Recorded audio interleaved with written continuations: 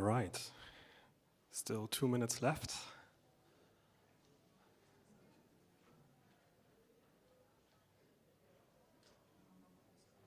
So I suppose we start just right on time.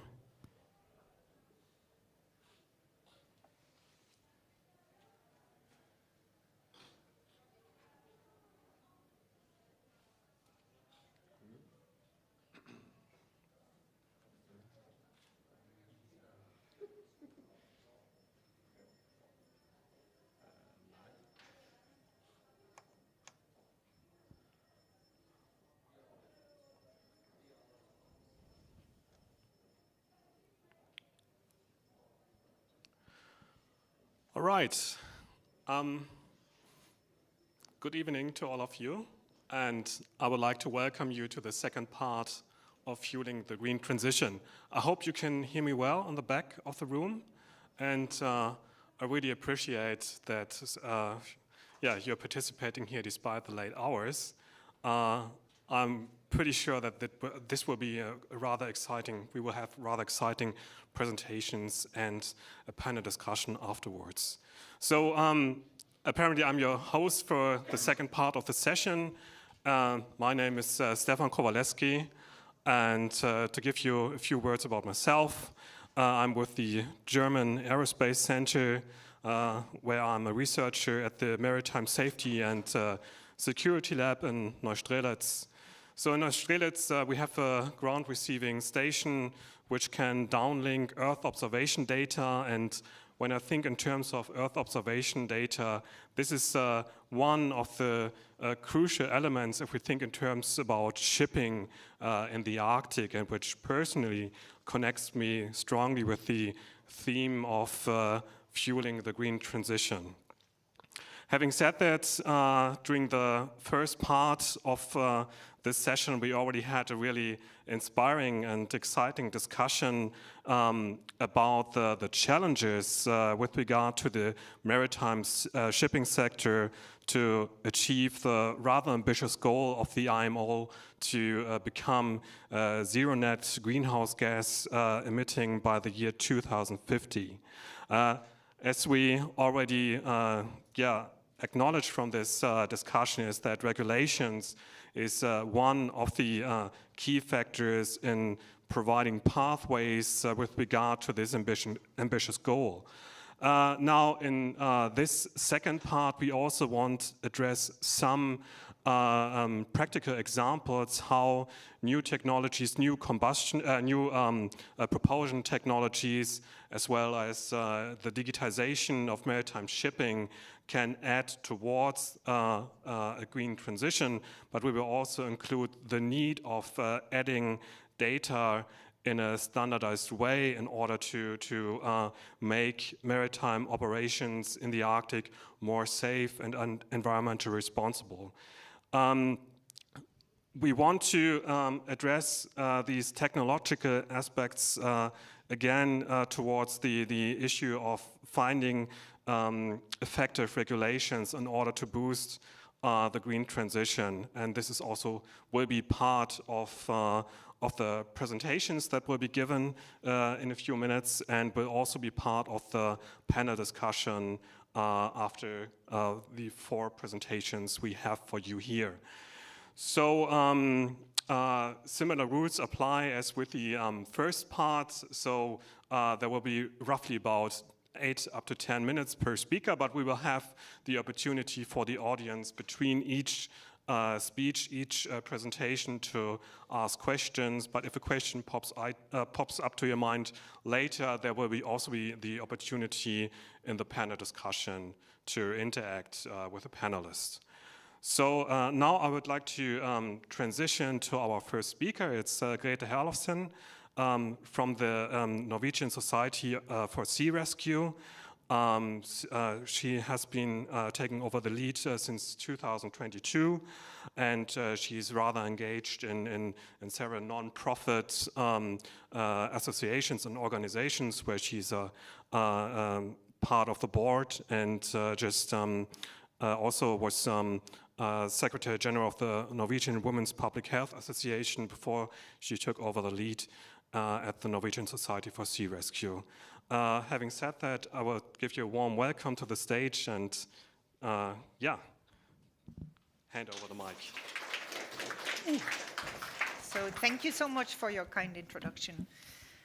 So RS, the Norwegian Sea Rescue Society, is a nationwide humanitarian organization whose purpose is to save lives, salvage assets, and protect the coastal environment of Norwegian sea waters. We have been doing so for 133 years, striving to do no harm in our life-saving mission. The Norwegian Sea Rescue Society has wide presence in the north, with 13 search and rescue vessels stationed from Lofoten in west to Vardø in east, at 24/7, 365 preparedness for those who use the harsh environment of the Norwegian and Barents Sea for work or pleasure. Let me start by bringing you all a couple of years back in time. The Norwegian Sea Rescue Society had just published our ambitious and proactive sustainability strategy, including stretch goals on 50% reduction on greenhouse gas emission by 2030, similar to the Norwegian government goal. At approximately the same time, we launched a dream. We wanted to be at the forefront, challenging our suppliers and inviting our business partners in joining us on a journey towards the future of a greener and more sustainable search and rescue. We aimed to develop the world's first fully electric search and rescue vessel. Most of RS fleet are fast rescue vessels prepared for emergency response. We have to be able to leave shore when the alarm goes off immediately, and we never know when we will be back again. We don't have the luxury of charging our vessels for hours overnight, nor the possibility to calculate exactly required capacity, as we neither operate on a fixed route, nor do we know what the task ahead will require when leaving. Well, to develop the world's first fully electric search and rescue vessel, we had to work strategically. We explored the space of opportunity, investigated all energy sources, biofuels, ethanol, methanol, hydrogen, ammonia, and batteries. How far would the vessel be able to reach at full speed on the outbound, calculating the uncertainty in the search and rescue phase, and still have 20% safety margin when docking again? We evaluated the technologies in terms of greenhouse gas reduction, technology maturity, physical size of components, level of sustainability, technical safety and risk elements, regulatory challenges and costs. And we assess the advantages and disadvantages today and in the future. Had we installed the amount of methanol or hydrogen tanks and fuel cell technologies required to achieve the same operational parameters in distance, duration, and speed as our current search and rescue vessels, the vessel would barely float. With batteries installed, we would hit sea bottom. The equipment would outnumber the space on board, combined with strict regulatory and the operation requirement sets, not to mention the added costs of going green. Conclusion, not fit for purpose. So reality bites hard. With relatively small, weight-sensitive, and high-speed rescue vessels, we had to acknowledge that the maturity of zero-emission technology was neither sufficient nor reliable enough at the time being for our operations. As for now, we do not have the space nor the technology for a zero-emission search and rescue vessel. The solution: going green by working smart. Even though the results on zero-emission technologies were disappointing, we didn't stag our dreams. We realized that going green in maritime search and rescue was through being smart. It was all about the change of mindset, a change in operational patterns, and change in how we collaborate. Innovation is key to staying relevant. We don't aim to be first movers on new technology. We need to ensure its reliability before implementing. Until zero-emission technology can fully meet the demands of our operations, we will prioritize targeted improvements, smarter rescue strategies, and sustainable material choices. Hence, our choice of propulsion for our coming new build is set on a hybrid solution, deemed the fastest and most sustainable propulsion solution for rescue boats at the moment. The solution also opens new opportunities for RS. We want to establish a patrolling concept along the Finnmark coast, being closer to the fishing fleet and being ambulatory emergency response resources in the northern region. A lot of exciting new fuels and solutions are underway. New technologies are launched, if not daily, at least yearly. But by now, hybrid fits best our demands. We see that insight and knowledge on shipboard equipment self-care, by having sensors on board, sending data directly to land, connecting it to a digital twin, analyzing and calculating the need of maintenance and service intervals, will ensure smart and sustainable operations. We see a large and untapped potential in condition-based predictive maintenance and machine learning. With today's quality and magnitude of data, this can save us a lot of unnecessary workshop days, higher degrees of preparedness, ensuring a longer lifetime of the components. In some, smart operations. This, in turn, is sustainability in a life cycle perspective. Collaboration is important. The combination of simulator models and real-time data from sensors accelerates development. We are looking at a digital paradigm shift in the maritime industry. With a remotely operated control room, we will be able to get a complete overview and assist the crew on board, especially regarding streamlining coordination and cooperation with other resources. In sum, gaining a more complete and accurate understanding of the situation. This will also reduce the need for manual exchange of information, which again will reduce the time spent and the chance of human errors. Reduced time spent in search will result in less fuel burned, reduced emissions, and less fatigue. We envisage that using data models smart, we can achieve more efficient processes and sustainable operations regarding environment, society, and economy. The cornerstone of our sustainability efforts lies in acknowledging our weaknesses and working strategically across our entire value chain. Hybridization of rescue vessels is highly innovative. The measure is completely new within RS scope of application. However, it gives us a sense of security when implementing that the solution in question have been well tested in other industries in terms of operational reliability and emergency preparedness.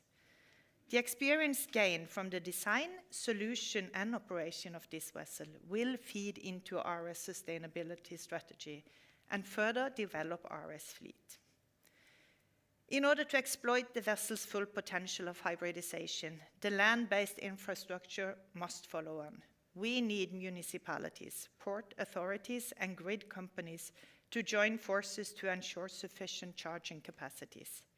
We need competent seafarers who want to look at new operating patterns for most energy-efficient operations, and we need framework conditions that make this possible. The Norwegian government recently presented a white paper with a plan to strengthen total preparedness in Norway. The government wanted to strengthen the proximity of emergency services to people throughout the country, and especially in the north. They want to establish a pilot project to strengthen preparedness in Finnmark, and we want to be part of this work. We already have presence and activities along our entire coastline, and know that maritime preparedness is important for settlement, local resilience, and safety for everyone. There must be political will and clear goal. Economic incentives are needed to fuel the transition. Investments must be made in infrastructure for future fuels, especially in the north. The framework conditions must be stable and predictable to ensure investment in innovation and sustainable technology. Going green is all about being smart, changing mindsets, and pushing boundaries. Sustainable search and rescue is not just a pipe dream. Next year, our new vessel will be implemented in our fleet as an operational search and rescue vessel, being a pilot for new operational concepts and technology, constantly thriving in sight and new opportunities. That's our reality. Thank you so much.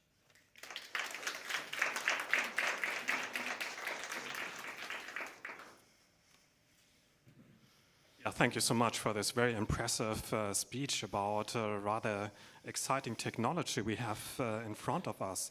So there's a chance for the audience to ask a question, if you have an urgent question now. If not, I will keep my question for the discussion. Perfect. Then we can continue with the next speaker. So then, the next speaker, and again, thanks you for the talk. So the next speaker is. So Kai Simon, he is an international advisor at the Norwegian Ship Owners Association and chair of the executive committee of the Arctic Economic Council. And yes, he will discuss the issue about regulations, effective regulations versus technological advancements. Having said that, I would like to hand over to you the stage. So, let's go. Oops, there we are. I named this presentation The Carrot and the Stick, how 2025 can be the year that makes or breaks the decarbonization of shipping. Big words, but I do think that this is something really important and that it's been under-communicated how important it will be. So about the Norwegian Ship Owners Association, we don't need to get the details, but I represent 130 ship owners with a fleet of 1,400 ships, 50,000 sailors from 50 nations, and we do all kinds of stuff. We're an employers organization, so we negotiate tariffs with seafarers. We do crisis management and preparedness for our members around the globe, 24/7, and we do business promotion, so essentially lobbying. But this is, I think, where it gets interesting, and I think this is easier for you to get a picture of what we are looking at this. If you measure the fleets in the world by nation and go by value, the Norwegian fleet is the 5th largest in the world, which is not bad for a country of 5.5 million people, I would say. But the bad news is that shipping accounts for about 3% of global emissions. So what's normally said is that, had it been a country, it would have been the 6th or 7th largest country in the world. And emissions increase in line with global trade activity. So even if we're able to do energy efficiency, if we keep trading more and the economy is going worldwide, then emissions will also go up. And emissions in international waters fall under the purview of the International Maritime Organization, where you have 176 states who vote by unanimity. And why is that a bad thing? Some figures for you here. Norwegian emissions in 2023, 46.7 million tons. Danish emissions, 40. What's behind the line at the top? Let's hear it. Have any idea? Swedes, maybe. Maybe it's the Finns. Come on. 22.6 million tons. That's from my 130 ship owners and their 1,400 ships. And this is nearly half of Norwegian emissions, and I don't mean it's half of the Norwegian emissions, it's on top of the Norwegian emissions. It's still owned by Norwegian ship owners based in Norway, but it's regulated by the 176 member states of the IMO, not by the Norwegian government. And I don't think we talk enough about this. We started measuring and collecting emissions data from our members just last year. So that's the first time we published it, and it came out at 22.6. And we did that because we think we need to have a discussion on what to do about these emissions, because it can't just be up to the ship owners themselves. It's about government measures as well. So the good news. The IMO did decide to have a climate-neutral shipping target, 2050, and shipping does remain superior to other modes of transportation. So if you want to transport things by lorry or by train or whatever, we're still better. And low and zero carbon shipping is growing steadily, and especially in the Norwegian fleet. So if you look at the global fleet, 2% of the ships use alternative fuels, whereas 15% of the Norwegian ships do so. And that can be batteries, it can be hydrogen, ammonia, it could be LNG, it can be LPG for that matter, but lower emissions or zero emissions. And the energy intensity of the Norwegian fleet has increased by 25.5%, decreased. We've become a lot more energy efficient since 2008. And this is a picture here. Höegh Autoliners, they're one of the biggest car carrier companies in the world. So if you bought a car, half the cars in the world are actually transported on a Norwegian car carrier, a ro-ro ship, roll on, roll off. And this one was launched to sea last summer, and it can run on green ammonia. This is a huge ship. It can take 9,100 cars on board. It goes intercontinental, very, very impressive. But at the same time, it will not run on green ammonia if someone doesn't pay up the cost, because this is the problem then. If you have 1 unit of conventional fuel, heavy fuel oils or diesel or whatever, the energy density will be much higher than in alternative fuels. So here for green ammonia, you need almost 2 times as much fuel to go the same distance. And it costs more, so you need to double that again. And at the end of the day, at least 3 or maybe 4 times the cost to go on green ammonia. Who's going to pay for that cost? And like the good people doing sea rescue, we will not do it free of charge. So, and I'm very glad that you do it free of charge. So the solution, and this is really simplified, but it actually is this simple. You need the carrot and you need the stick. You need to incentivize going green, and you need to penalize emissions. If you do those things together in tandem, we're going to go somewhere. So the IMO has a round of negotiations now in April, where they're discussing what kind of measures they're going to put into place to regulate and to enforce the ambitions that they've set, going climate neutral by 2050 and cutting emissions by 50% by 2030. That's the last round of negotiations. It's on the table right now to have some kind of a pricing mechanism to make this happen, and then they're going to take the revenues and dish them out somehow to incentivize green shipping. That's the idea. We'll see how it goes. I'm hopeful, but even if you aren't, it sounds easy, right? An easy fix to a huge problem. Then the encouragement is that we have the EU ETS, the emissions trading scheme, where shipping was included as of January 1st last year. So we've had a year of experience here. And so now Norwegian ship owners in European waters, we're paying for our emissions. It works really well. It's transparent, it's easily enforceable, there's not a lot of red tape, it's fair, doesn't discriminate. And the best thing about it is that the EU has mandated all the member states to reinvest the revenues from sailing these quotas into the green transition of shipping, except for the EEA states. So I don't know if you have any Norwegian government representatives here, but what we're essentially doing now is we're paying money into the Norwegian state. It goes into the state budget. It's not earmarked to go back into green shipping.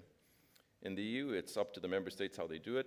In Norway, we've decided not to do so for the time being. So Norwegian ship owners, we only get the stick, we don't get the carrot. Last year, we paid about 1 billion Norwegian kroner into the system. This year, we estimate that we'll be at 2 billion, and next year, 4 billion at today's carbon prices. And we think that they will go up. So, this is why we need to go beyond a European solution. This is a heat map showing you our emissions last year. And as you can see, we have a lot of emissions going on outside of Europe as well. So this is the problem. It has an easy solution. It's going down in April. Pay attention. And we'll see what happens. Thank you.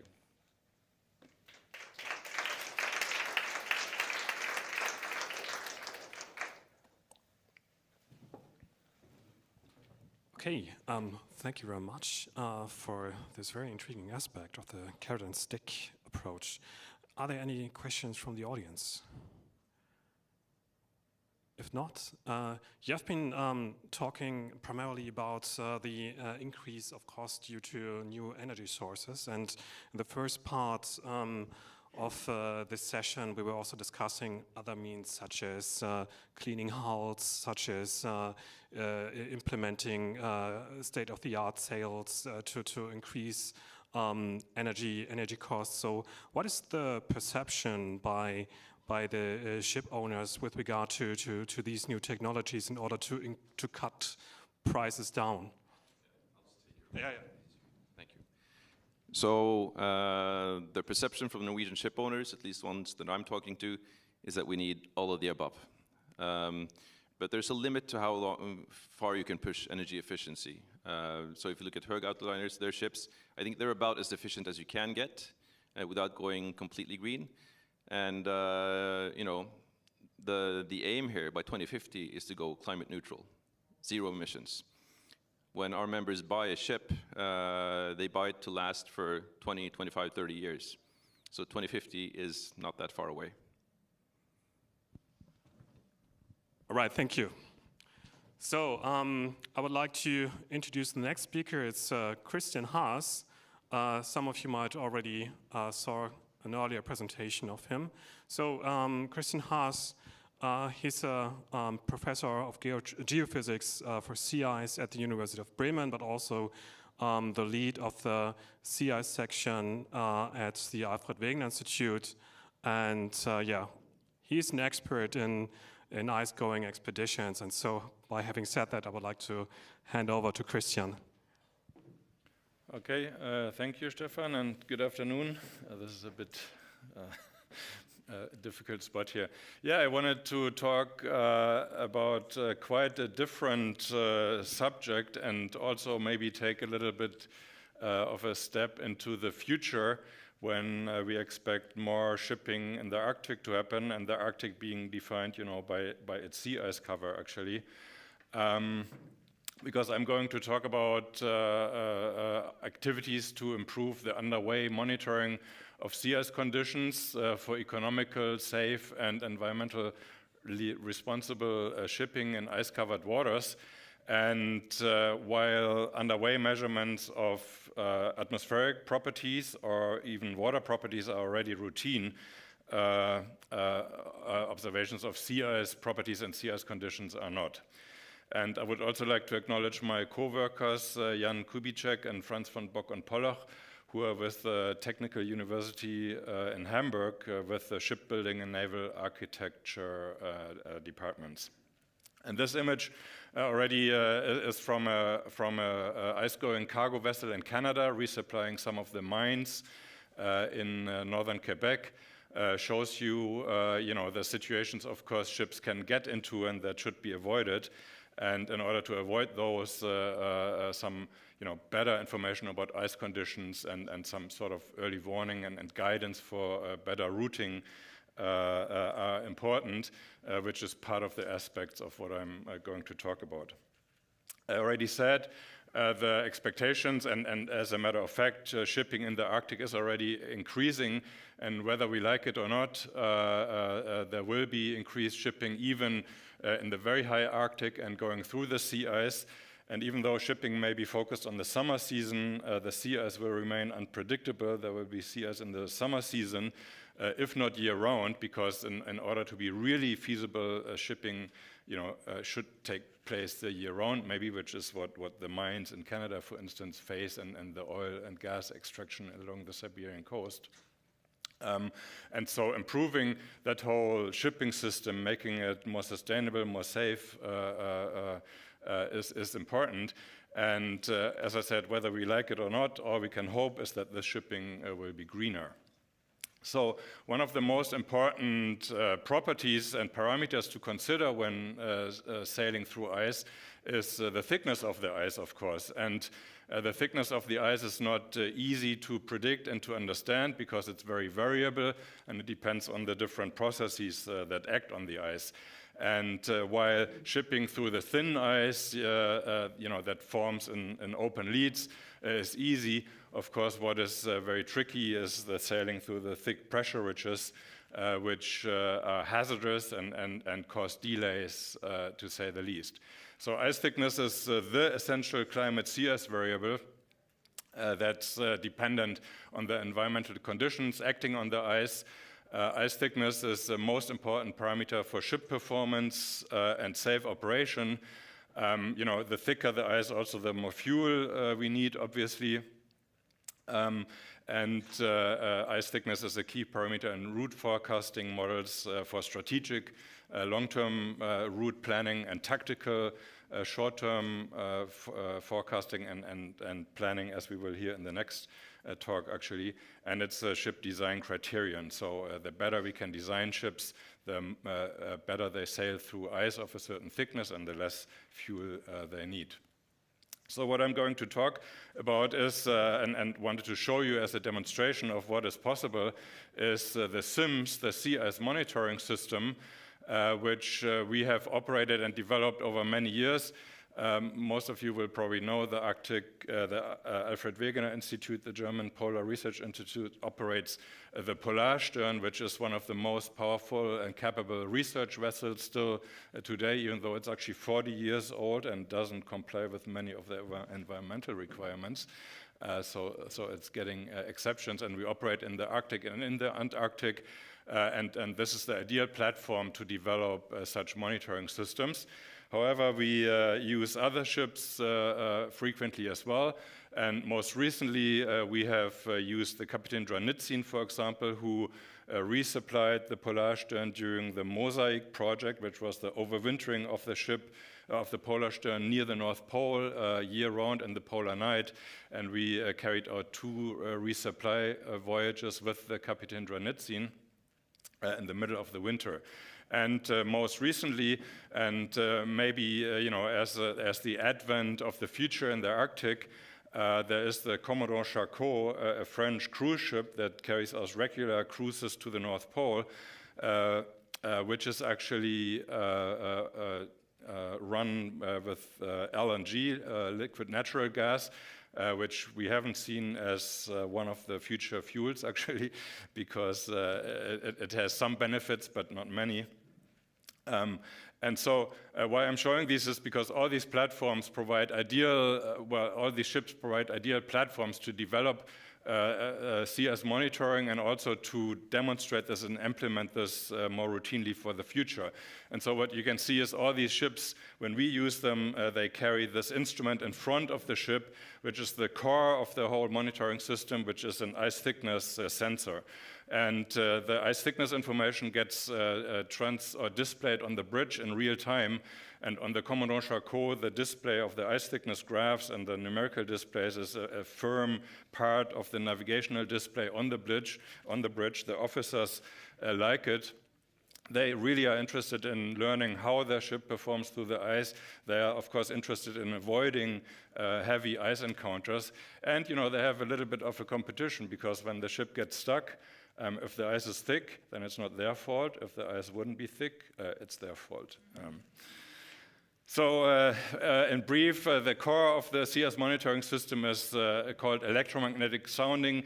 You cannot measure the thickness of sea ice with radar because it's salty, but you can do this with electromagnetic sounding that measures the distance to the conductive salty seawater, and we use a laser altimeter or ultrasonic sensor to measure the height above the surface, which also gives you the roughness of the ice and the height of pressure ridges to calculate the thickness of the ice. And so what I'm showing here is an example of a Commodore Charcot cruise, the Trans-Arctic cruise that followed the transpolar route from Alaska across the North Pole to Svalbard.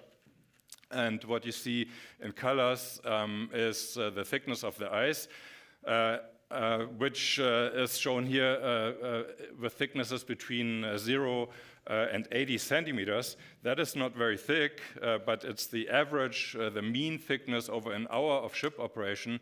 And of course, it includes the contribution in the fraction of open water, which has a thickness of 0, because the ship is, of course, looking for open water. However, because it includes open water, this is really the thickness of the ice that the ship sees, and that is relevant for shipping, while it's not that interesting for climate observations, say, about how the thickness of the sea ice changes. However, when we look in more detail, and this is shown in this ice thickness distribution, this histogram of the frequency of occurrence or probability of ice of certain thicknesses, which is shown on the x-axis, you can see that, of course, the range of different ice thicknesses is very large, while most of the ice has a thickness of 0, which is the open water which the ship seeks. There is significant fractions of very thick ice thicker than 3 or 4 meters as well. And what these histograms show us, the amount of open water, which is 20 to 40% on these cruises, and then the amount of ice of certain thicknesses. And what I'm comparing here is an ice thickness distribution obtained in September during this Transarctic cruise, which is shown in blue, and one in July, 2 months earlier, where you can see that, apart from the open water, the majority of the ice was actually 1.2 meters thick, which is a significant thickness for most ice-going ships, actually. But then in September, this ice has melted to only half a meter, which shows you, of course, the seasonal progression of ice thinning during the summer, and the later in the season you go, the easier will the shipping be. However, if you're too easy, of course, you will encounter a new ice formation and the onset of the winter and darkness and things like that.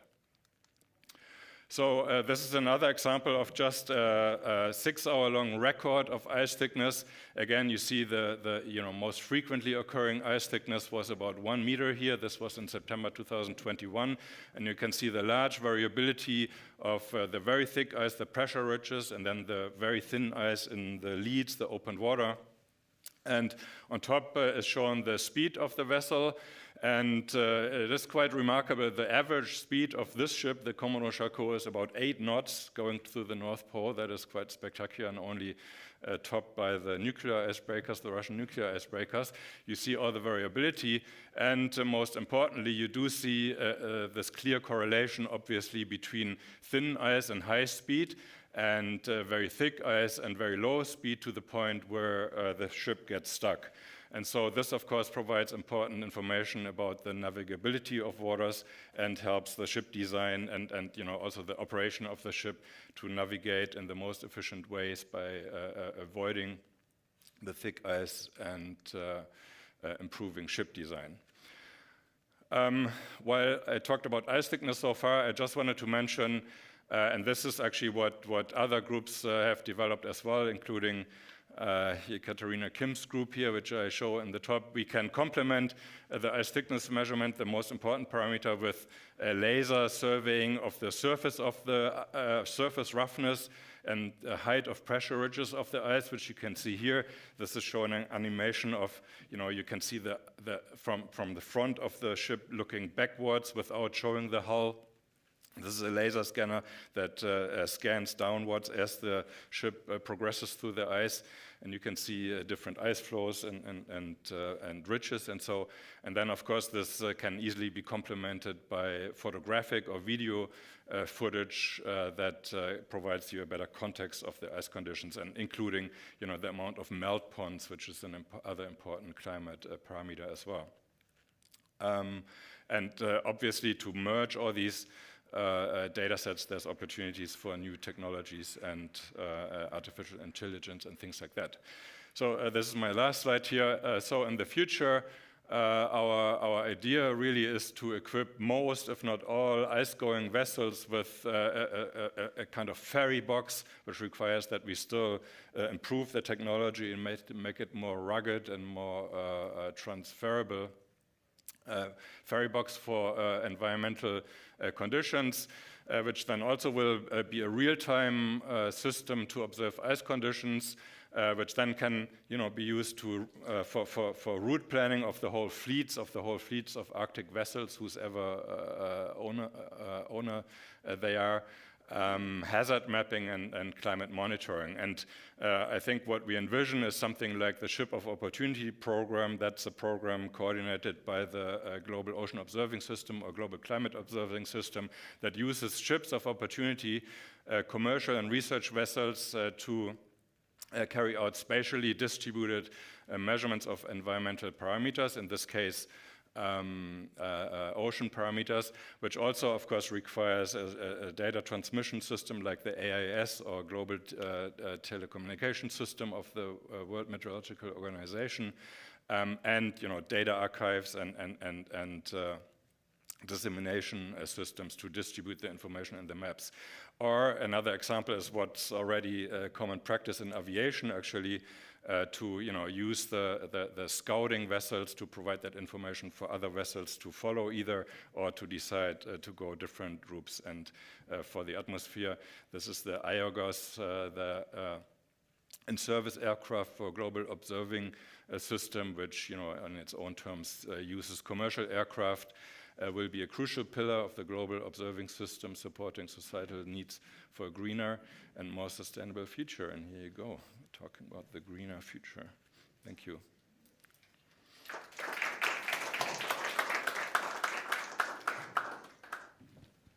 Yes, thank you, Christian, for these very exciting pictures and insights into this measurements of the CS properties. So again, there's a chance for the audience to ask questions. Yes. And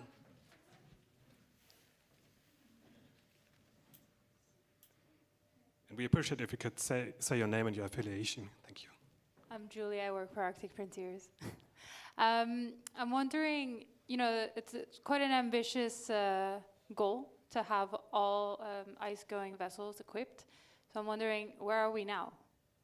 Is it just, the Avi fleet? Well, no. This is why I wanted to show you those other photos of those other ships. We ourselves help or try to get involved with whatever ships are available there, and the Commodore Charcot at the moment is like the most reliable in the sense visiting the Arctic or the North Pole the most often, and providing the best observational monitoring system actually.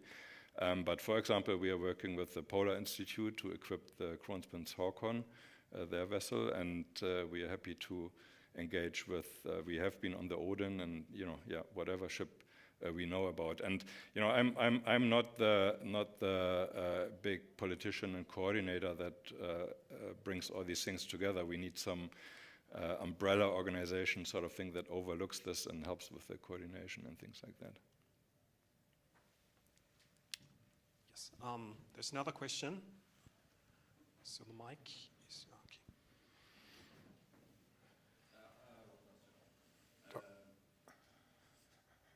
If the traffic will... Oh, sorry. Yeah. I'll get to you next, I promise. Yeah. Dr. Haas, this is an admirable goal. I think getting commercial ships outfitted would significantly, tenfold the data you get with just a single scientific ship. Do you have an idea of, which makes it much greener science, do you have an idea of what sort of science you'd like to do if all those ships were getting data? Well, the science that we would like to do is, of course, obvious. We want to use this as, climate monitoring to, on the one hand, sadly document the demise of sea ice in the Arctic, but also look at the regional variability and to better understand the processes to help improve the modeling and the satellite remote sensing, of course, of the ice as well. But actually, on a more positive side, and maybe this is something for the discussion later on. But of course, when we talk about climate protection and improvement of the predictions and all the measures we are taking, we of course need to continue to monitor the ice to also confirm that our measures actually have an effect, right? And that we are able to slow down, if not stop or reverse the disappearance of the sea ice in the Arctic. All right, so there's a small time for a 30-second question. If that's all right. I was just wondering, when you use this as a helpful system for ship routing, and when more transport will go through the Arctic, will it be easier when you get more ships going after order?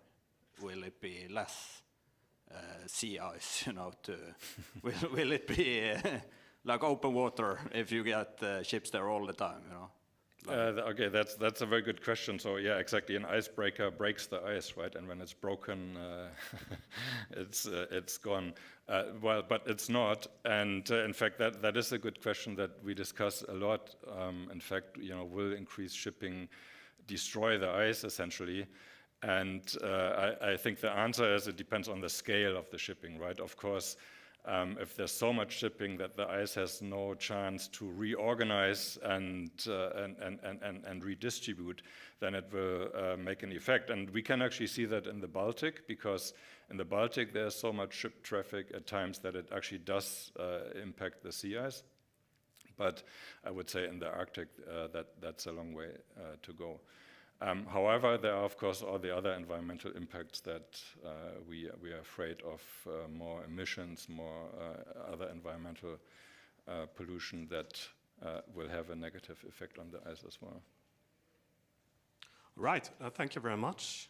And then I would like to transition to our final speaker of today's session. Is it turned off? I think you can hear me, right?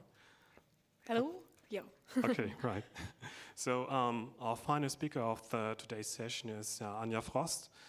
She's also with the German Aerospace Center, working also for the Maritime Safety and Security Lab, but based in Bremen. She has an electrical engineering background, but her passion is towards icebergs and sea ice. Okay, yeah, thank you for your introduction, and hello everyone. In my today's talk, I will show you results of a research project named FastCast2, which aims at automatic ship route calculation in ice-infested waters. So the project consortium consists of the University of Bremen, Drift Noise Polar Services, EOMAP, and the German Aerospace Center, DLR. So at DLR, my main workhorse is our radar satellite, TerraSAR-X, that orbits the Earth 15 times per day in a polar near orbit, and provides radar images of the Earth's surface independent of clouds and darkness. Radar images such as this. For those of you who are not familiar with radar images from space, I briefly explain what you see. So this image was taken over northern Germany. This is the Northern Sea, and the other parts are land. So water generally gives a weaker radar echo than land, because a radar signal that hits the water is mainly reflected away and does not return to the satellite. And then we have nothing to measure and display it in black or dark. And over land, some parts of the radar signal come back to the satellite, and then we have something to measure and display it brighter. So the very bright spots in here are ships. This is the city of Hamburg. And this is the city of Bremen, where my office is located. Oh. And yeah, Bremen is not only known for its town musicians, but also for its football team, Werder Bremen, and for its brewery, Beck's. So you see, regarding green transition, Bremen is on a good way. But this is another TerraSAR-X image now showing sea ice. So sea ice also gives a stronger radar echo than open water. And in more detail, there are small features in the ice, such as pressure ridges or cracks that become visible. DLR operates several satellite receiving stations around the globe. So one located in Inuvik in Canada, another on the Antarctic Peninsula. But the main reception and processing facility for TerraSAR-X is in Neustrelitz. Neustrelitz supports more than 20 different satellite missions, also international missions, and is the core ground station for the European Sentinel-1 mission. So as I mentioned, I work in Bremen in the team for SAR oceanography. SAR don't mix with search and rescue. SAR means synthetic aperture radar, so our radar system. So in Bremen, our work is focused on the development of algorithms to derive maritime information from the spaceborne data, such as wind and sea state parameters, the location and extent of oil spills, sea ice types, and sea ice drift. And the algorithms developed in Bremen are aimed to be integrated into the operational processing chain at the ground station in order to provide the different maritime information to users directly and in near real time. So our wind, sea state, and oil spill processors are running fully operational. For sea ice types and sea ice drift, we are in a pre-operational test phase. The last image here does not represent a value-adding algorithm, but we also support polar campaigns. As sea ice is a subject of constant changes and the navigation is tricky, we implemented an operational processing chain at DLR ground segment that allows to downlink and process the images of different missions along the planned ship course or from a target area and deliver the quick looks to the bridge. So in case of the research vessel Polarstern that Christian presented already, we have the map viewer at the bridge that directly displays the quick looks whenever new data comes in. So the navigators have them on the screen. And this really helps the navigators to optimize their routes. The routes are optimized in time, which saves a lot of money and fuel, and this again saves money. But it also helps scientists on board, for instance, if they are searching for a flow that is suited for some measurements. But there's more potential in the data we have. And in FastCast2, we aim at mapping the sea ice from the radar data, then use drift forecast models and estimate the future ice situation, and based on this, calculate a route, ideally all automatically and in real time. So this is quite a lot. And the next slide shows the processing chain step by step. So first we have the SAR acquisition, synthetic aperture radar image acquisition, which is downlinked. The data is downlinked at a ground station and pre-processed. In case of the European Sentinel-1 mission, we usually have 2 polarization channels that we use in the following classification step. So my colleagues developed an algorithm that is based on an AI, so a convolutional neural network, that classifies the sea ice and differentiates in the end 5 different ice types: multi-year ice, first-year ice, new ice, leads, and rough ice. And then we generate a time stack using the drift forecast models Topaz and NextSim. That is, this map is projected into the future with hourly time steps. And then we hand this over to our colleagues from the University of Bremen, who calculate an optimal route out of it. So if you want to know details about this quite complicated algorithm, you may ask Bernhard Schmitz, who is here in the audience. And then in the end, the final route is delivered to the ship bridge for FastCast2. This was visualized via the ICC app that was developed by Drift Noise Polar Services. So we tested all workflow during a test campaign with the Polarstern in this autumn, last year autumn. The red line shows the travel ship course, and in gray, these are all the TerraSat X images we ordered for the expedition. And in this blue marked area, we had about 2 weeks where we tested the automatic ship route calculation. The sea situation was quite dense in this time and predominated by multi-year ice. And this animation was done by Christine Eis from the University of Bremen. In the background, you see the ice map, so our classified radar images, which is changing with time. This is the forecast. And overlaid is the calculated route. So it tries to use open leads as much as possible, as they are most easy to navigate, but also prefers younger ice over multi-year ice. And another example of a bit shorter route, again, you can see how the route tries to use all these open leads. We calculated several routes in this 2 weeks and got some feedback. First of all, very nice wording from the ship bridge. The Terra X data are already a game changer on board.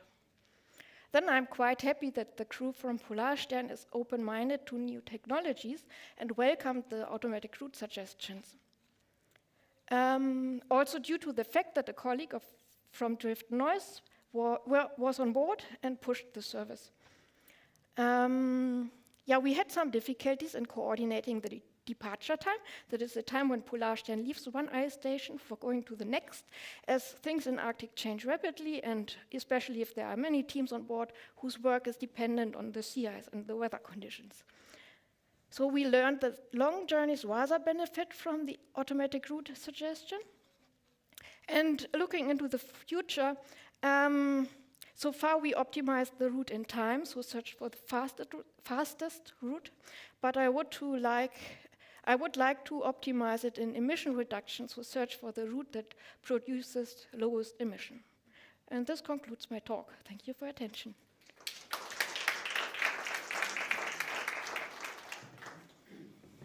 Yes, thank you, Anja, for showing these really exciting first preliminary results. So there's a chance for questions in the audience. If not, just a quick question. Could you elaborate on the database that you have been using in order to provide these estimates? Could you make a comment on how this technology might be feasible to be implemented soon at various ice-going ships? Is there still a long way to go? Or yeah, there is still a long way to go. So this was a very first step into this direction, and I'm happy how far we are in this project. But there are many parameters that influence ship speed or ship emission or resistance of the ice that we do not take into account right now. And we have to in future before it becomes really sustainable. Okay, thank you very much. So with that, I would like to close the presentations as part of this session, and I would like to thank the audience for your questions and for your interest. And now we already are a little bit over time, but there's still some time left for the panel discussion. So we will have a short break, setting up the seats, and then we will continue with the discussion. So I would like to ask all the speakers to come up to the stage, and we will set up the chairs for you.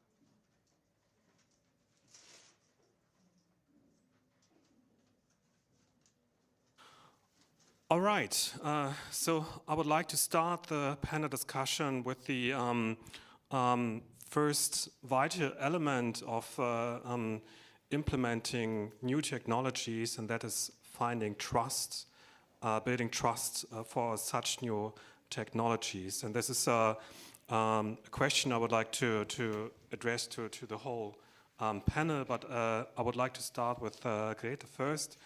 Because I'm curious about the internal concerns you had when you were approaching an environmental friendly way to operate your rescue fleet. So could you comment on that? What were the concerns you were facing, and how did you approach these concerns?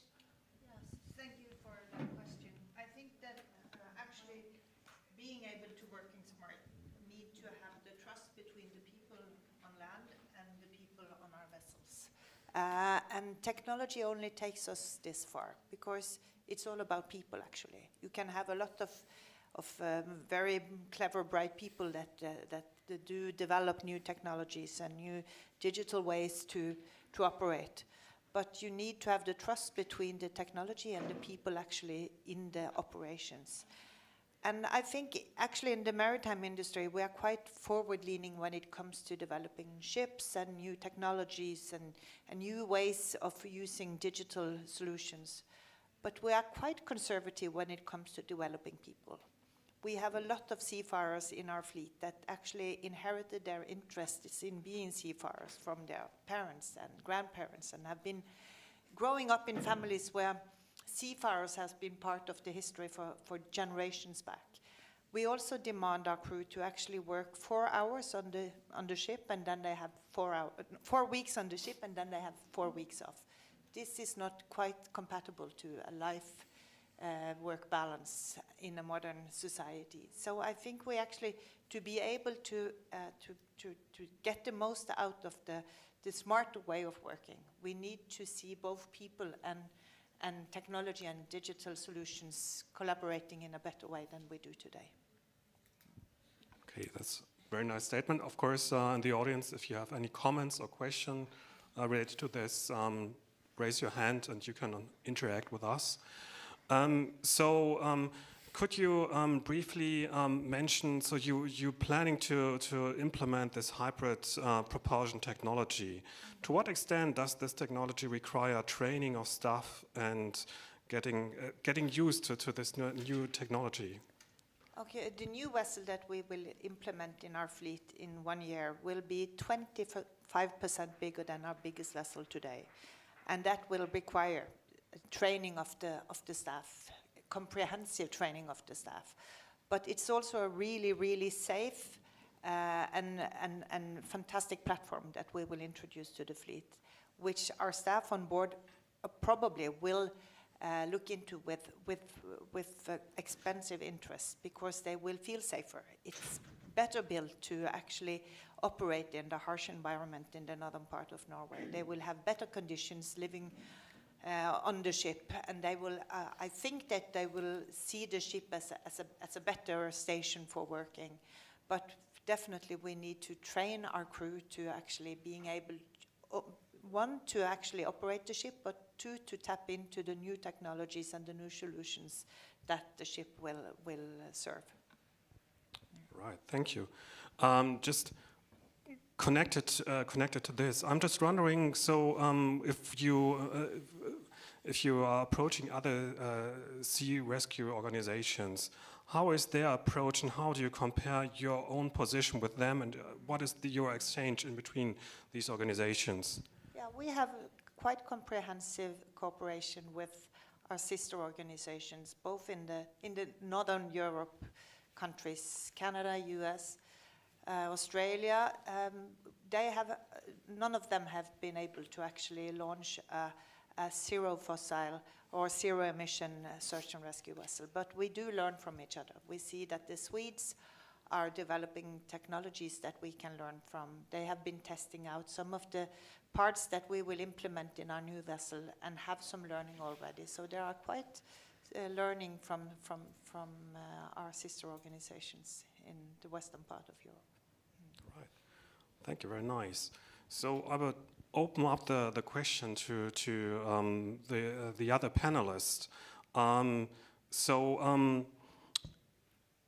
We are developing new technologies that are on the forefront of what we have been implemented so far. So on the one hand side, on the other hand, we lack the experience in order to how does this technology behave in different situations. So with regard to the ship owners, I'm just curious, are they rather open with regard to new technologies? They just want to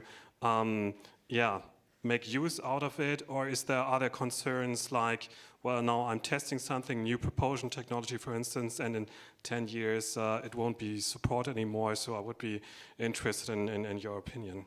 Kai. So I think in general, the Norwegian maritime value chain has a very strong tradition of working horizontally. So we experiment quite a bit with new technologies. as an organization, we're technology neutral when it comes to the green transition. Whatever it takes us to zero is what we're here for, and in the meantime, we'll do lower carbon emissions. But I think the main point would be safety. Safety first. I used the example of Höegh Autoliners and their ship that runs on green ammonia. Ammonia is not great for your health to ingest. It's actually kills you almost immediately. So obviously you need to have a lot of training. You need to do a lot of research too. You need to do a lot of investments into infrastructure. How are we going to bunker this new fuel? How are we going to use it on sea? At the same time, we already have an existing value chain for ammonia in fertilizers, for instance. So it's technically feasible, but it has to be done over and over again until we're 100% sure that we can do it without any accidents. So that's the first part. And when it comes to digitalization, I think there's a lot of focus now on security, geopolitics, and cyber activities against also civil ships. So I think on that point, I think I alluded to on my first slide that as an organization we do crisis preparedness, crisis management, and we actually have a center that works on cyber activities 24/7. So any ship that's, or any one of our members that's hit by cyber attack can get assistance immediately. And I think that's just a Norwegian solution for now, but I think we're going to see a lot more of that in the future, and I think it's absolutely imperative because we see now that, you could be worried about foreign actors using a ship in which, the crew is friendly to your national interests, but, you could perhaps just drop the anchor in the wrong location, right? We've seen some cases. So there's a new sense of awareness there, which I think is really important. But also I want to point to, we can increase societal benefits from these new technologies as well. And I really like the case, to use civilian ships to gather data on sea ice. We actually have a project, or we're discussing with the International Oceanographic Commission to gather sea data using our vessels. So you just put sensors on our ships and they'll go everywhere, many areas where the research vessels don't go. And I think this is also important to get the buy-in from the whole, not the maritime value chain here, but across research and the users, or for that matter, in sensitive environmental areas, to indigenous peoples and local communities. So we need to keep these discussions up, and I think there were some very interesting examples that were raised. Thank you. Maybe I can say something about that. Yeah, thank you for pointing that out. And I got the mic here. Yeah. And that is actually true. And the approach of many actually is, while we are going there anyways, we may as well do something good than just following our commercial purposes or so, which is part of also what the Charcot actually has as their philosophy, right? It's supporting science while they are doing tourism. So, Aya, there's a question in the back. So.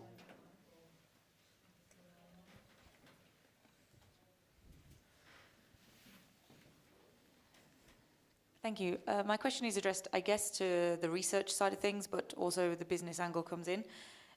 With RV having, decades of experience of trying to actively drive into ice with ships, is there some lessons that could be provided by institutions such as RV to businesses that are now starting to ship in the sea ice infested waters in terms of safety or in terms of best practices? Is there sort of some collaboration that can happen between businesses and research in this way? I guess that's for me to begin to answer.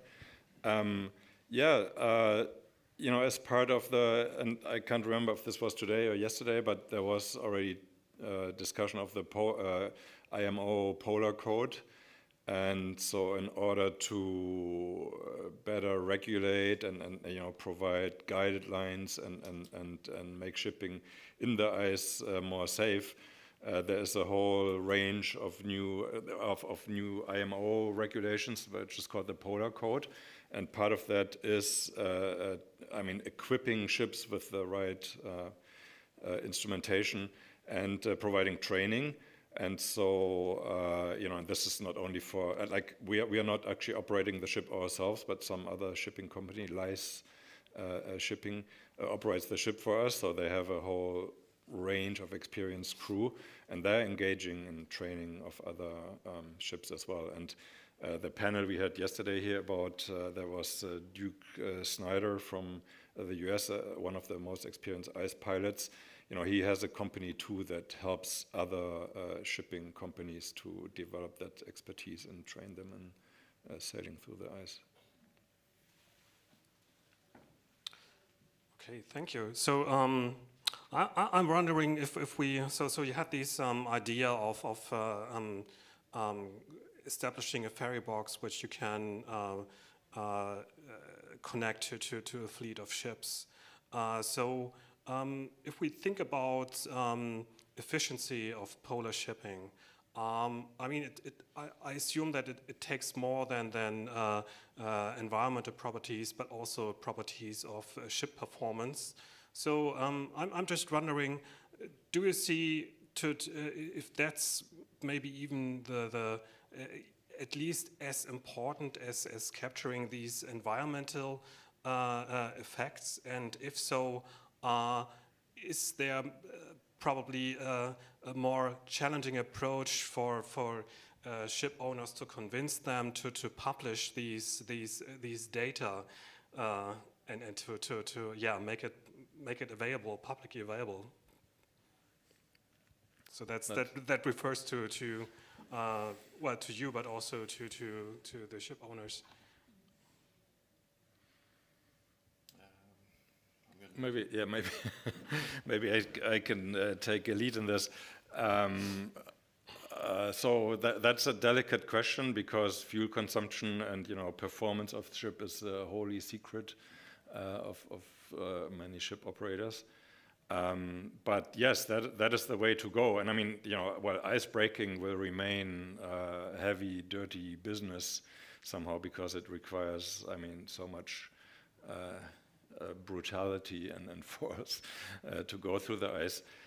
But it can be optimized, and this is exactly why we work with shipbuilders and classification organizations in order to identify, you know, what is the best ship design, hull design, and that of course has a huge commercial value as well, because the better your ship goes through the ice, the less fuel you need, and the more economic it'll be, and the more environmental friendly as well. Mm.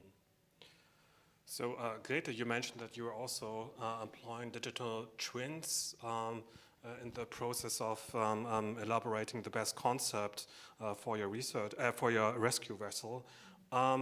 So, what is your trust in these digital models in terms of finding the best solution for the problem, for the challenge you try to approach? Again, I think it's all about people. We do measure a lot of data, and we have a lot of data. I think the way to go forward is actually to being able to use the data in a constructive way. In RS, we collect a lot of data from our vessels, from our crew, from people that we cooperate with, but we still haven't found the full solution of how to use the data to do smarter and safer search and rescue operations.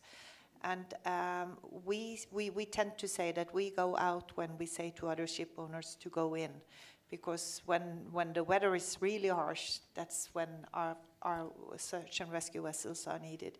So we exploit our staff to quite a lot of danger. And we need to make sure that we use the data collected to have a safe environment for our staff when they go out to rescue other people. So I think actually the bottleneck is to have people understanding how to analyze data and then implement learning. Because we know we have a lot of research, we have a lot of data, we have a lot of findings, but we have problems actually implementing the findings and being a learning organization and sharing knowledge between our different businesses to make seafarers have a safer way of doing their operations in the future. And especially when we see how the weather conditions are changing due to climate change. I've been thinking about since November. I think every day there has been a special warning on the weather forecast, either green, either red, orange, or yellow, and we hear them all the time, and we don't even. I don't think even we notice anymore. And I'm afraid that will lead to people taking risks, because there will be so much weather in the future that we will not be able to actually approach and find a way to live with it. So we need to actually, implement the knowledge we have in our operations to make it safe for the future for seafarers. Yes, Ekaterina. Just a follow-up for Greta, since you mentioned the focus is on people, and then back to the Kai, the focus on the maybe new fuels, ammonia. It took us 100 years to be comfortable with conventional operational oil and gas without any accidents in a relatively safe way, and considering highly toxic ammonia and kind of new fuels and technology coming in. How do you see these relationships between ingestion of the new technologies and the safety of the people in view of the goals of zero net emissions? Because now we're kind of pushing ourselves into this bottleneck of hurrying up, more or less, in order to achieve the goals that we set up ourselves.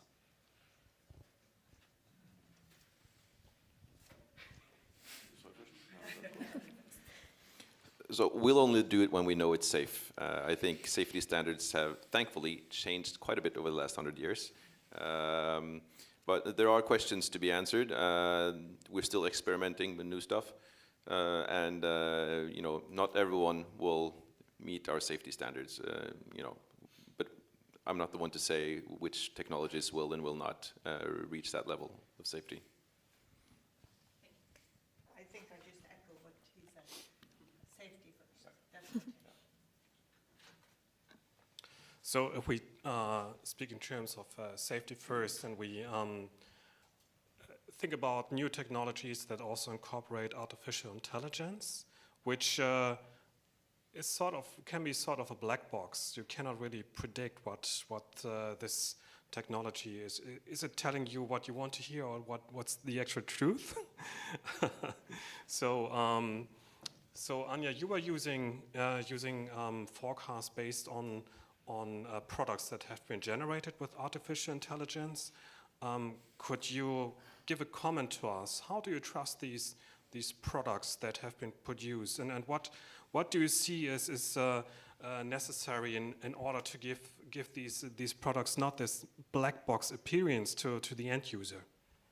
So first of all, I don't trust fully to the products. They also fail, as all algorithms can fail. Though they are validated with many observation data to produce the best ice chart out of radar data, in order to give it to users, most important is to tell them how they can trust and teach them what can be read from the data and what not, or where is the limit. So for this, our project partner Drift Noise is always in close contact with the users, or starts with the user needs, and has also lessons and teach the users in the new product that are available. And in addition, for Drift Noise, now I make advertisement for Drift Noise, but in the ICC app there is also the official ice charts of DMI and, as far as I know, the Norwegian ice service available. So navigators have the traditional ice maps that are generated from the ice services and the satellite observation that comes out of an AI, for instance. So, and then they can judge on their own what to trust, maybe the outdated ice chart or the satellite observation. That might be also failure. Yeah, Can I add to that? I mean, yeah, and one very important part of all the AI technology and models is, of course, the training data. And the training data is exactly what we are going to provide as well, because the better and the more extensive sea ice information you have, the better the classification and the forecasting will be. And again, your maps, the ice was all white. but it's actually not. The white is very different and very variable Yeah, in reality. as we differentiate only 5 ice types. Yes, yes. But so I think the strength of AI is, I mean, the sailing of a ship through ice is extremely complex, and we also use models actually to simulate the fracture of ice flows and how they interact with the ship's hull and so. But it's very extensive and very difficult to predict, and this is exactly actually where AI plays an important role, because it can take empirical data as well and help forecast the performance. Okay, thank you. Oh, there's a question in the back.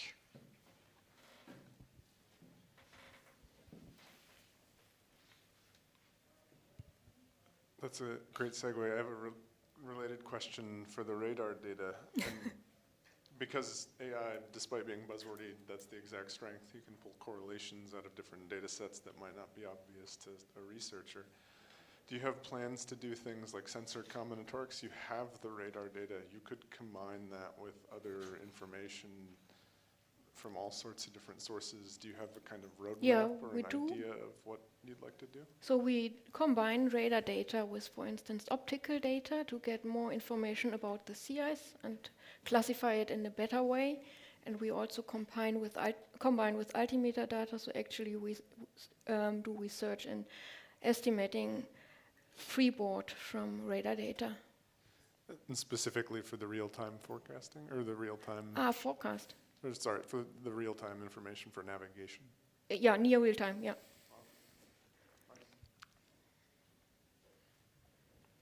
Okay, thank you. Is there any other question? If not, so in terms of trust with regard to implementing new technologies, there could be the situation that, so you already stated it, that new fuel sources, blue or green fuels, they will result in significantly higher fuel costs. You mentioned a factor of 3. So there are different ways to mitigate this, and one way could be to become more, to accept risks in a more easier.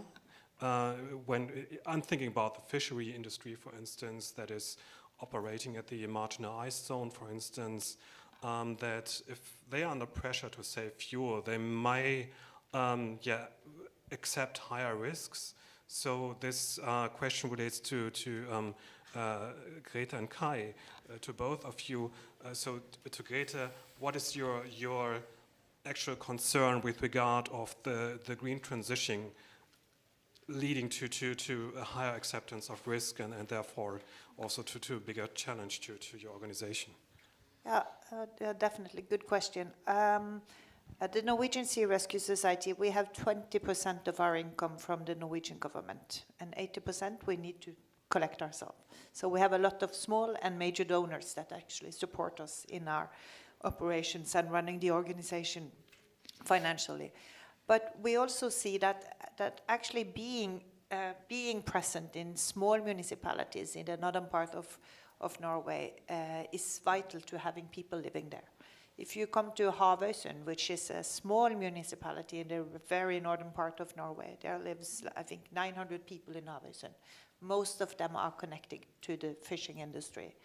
And if they don't have a search and rescue operating vessel in their community, there will not be any fishermen there left, and there will not be people living in Havøysund.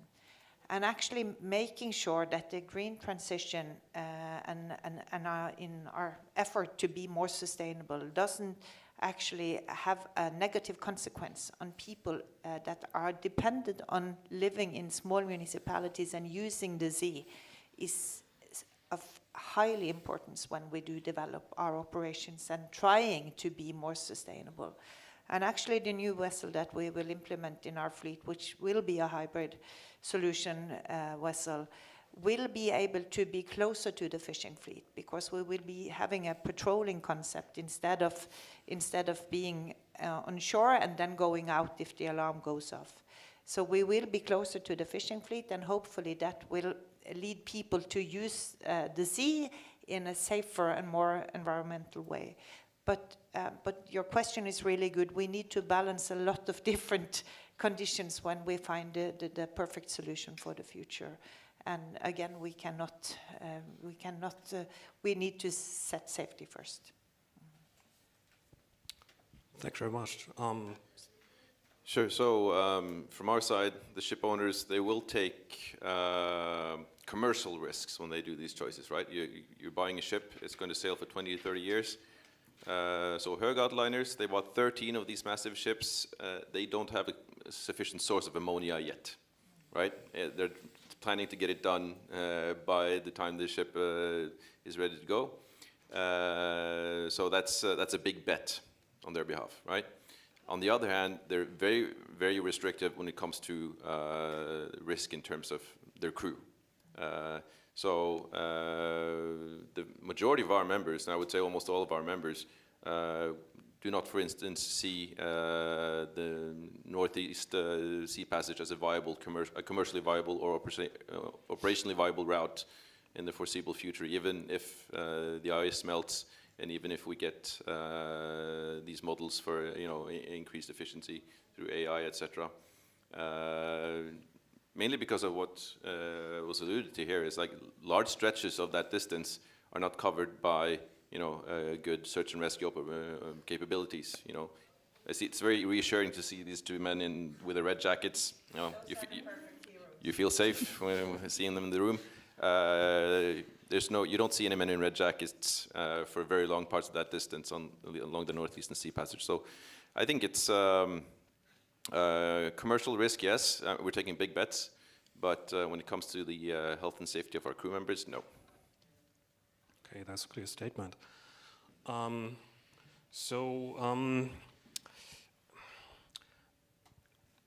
Again, thinking about the change in the environment and conditions. So this is quite some fascinating aspect for me when I hear that on the one hand side we have the discussion that the Arctic sea ice is melting. We have more opportunities to for shipping, to finding more economic routes. And on the other hand, we hear that this transition in the sea ice regime from more stable multi-year ice to fast first-year ice and open areas where you will also encounter more challenging sea state conditions in terms of higher waves and wind fields. So I'm just wondering, because there are two arguments fighting against each other. What's your opinion? What is your concern, or what is your hope? Is is this an opportunity, the current development for shipping, or is it more an extended danger with regard to new risks that are approached by the shipping industry? Yeah, so I'm going to say that in the short to medium term, I think there's a lot of hype around sailing in the Arctic for commercial shipping. I think, longer term there might be some interesting opportunities, but short to medium term, I can think of many reasons. So, operationally, what you alluded to, like if you have less ice, you have higher waves. Search and rescue operations or capacities are very limited. The chances of an oil spill or something similar in that region is, a worst case scenario. We want to avoid that at all costs. But then just commercially, shipping is the business of logistics. So you set sail, you go along the sea route, Northeastern Sea Passage, for instance, and then you have a slot booked to go into a port to deload, offload your cargo and load some other cargo perhaps. And if you miss that slot, you have to pay for a new one. And that can be very, very expensive. So in the Arctic, I don't think there's a lot of uncertainty when it comes to the logistical part. I think that makes us a bit apprehensive.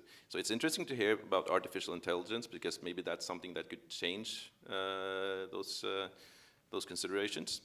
But from what I'm hearing now from my members, it's a no-go also commercially. But then even more importantly, I think politically right now, and perhaps even morally, because what we're talking about, going through those waters, large parts of the year, you'll have to have an icebreaker. It will, probably have to be a Russian icebreaker, probably from a sanctioned entity. So there is an increase right now, at least the last couple of years, of traffic in the Arctic or shipping in the Arctic.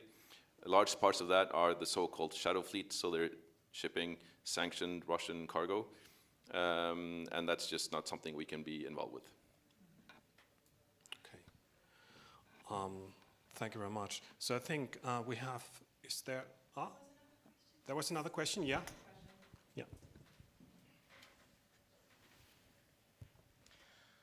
Thank you for your presentations and the stimulating conversation. So my question, we're all aware of, this timeline for reaching net zero that both national, international, regional, local governments have. But I mean, the fact is, in order to do this, businesses need to get on board too. And you outlined clearly that it's still pretty cost prohibitive to move towards some of these greener technologies. Safety aside, we know that's an issue as well. So I guess my question is, what existing incentives are there for businesses to make this transition, and do we need more of them?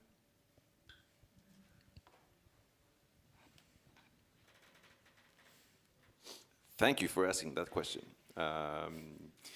Yes, we need much, much, much more. So as it stands today, you can get some support from the Norwegian government to develop new technologies, for instance, right? There's Enova, et cetera, for green shipbuilding programs and whatnot. But when it comes to the fuel, there's absolutely nothing. And this, to me, is a big issue, and that's why I keep talking about the carrot and the stick. Right now, there are no carrots. And I think that, there's also it doesn't even have to be just plain money coming in. So look at, for instance, in the EU, not only do they have the EU ETS, but they also have something called Fuel EU Maritime, so fuel standards for shipping. And for a Norwegian ship owner, this is a bit tricky because they've decided to implement it in Norway, but they're not able to do so. So they were supposed to do it on January 1st this year. But they were never able to confirm that they would do it, and then a week into this year, they said that it's delayed. Meanwhile, Norwegian ship owners are waiting, what kind of fuel am I buying, So just on regulatory certainty or predictability, there's a lot that can be done. But I think we'll wait and see what happens to the IMO. Like I said, I'm hopeful. But if it doesn't pan out, we will all have to go to these regional solutions, and I think that's I see signs of that already. I see signs of other countries and regional organizations trying to hash out their own emissions trading schemes. That's not something the shipping industry is a huge fan of. We are a global business. We do want global regulations. The IMO has worked very well. The Polar Code, which was mentioned, I think is a stellar case for multilateral regulations of an environmentally sensitive area.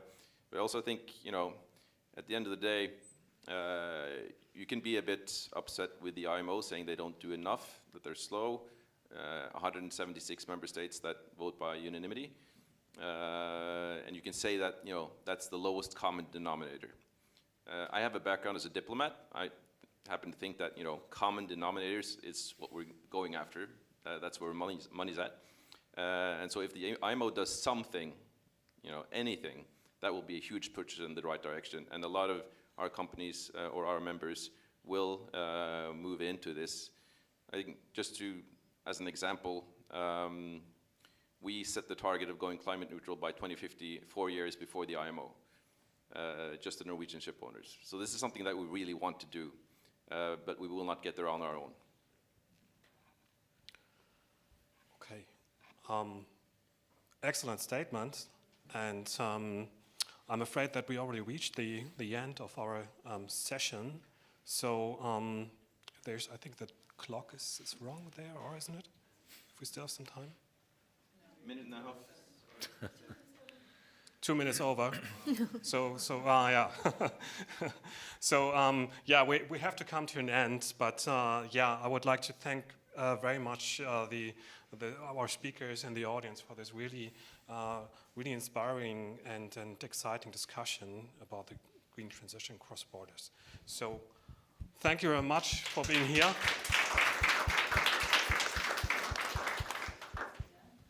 And enjoy the rest of the conference.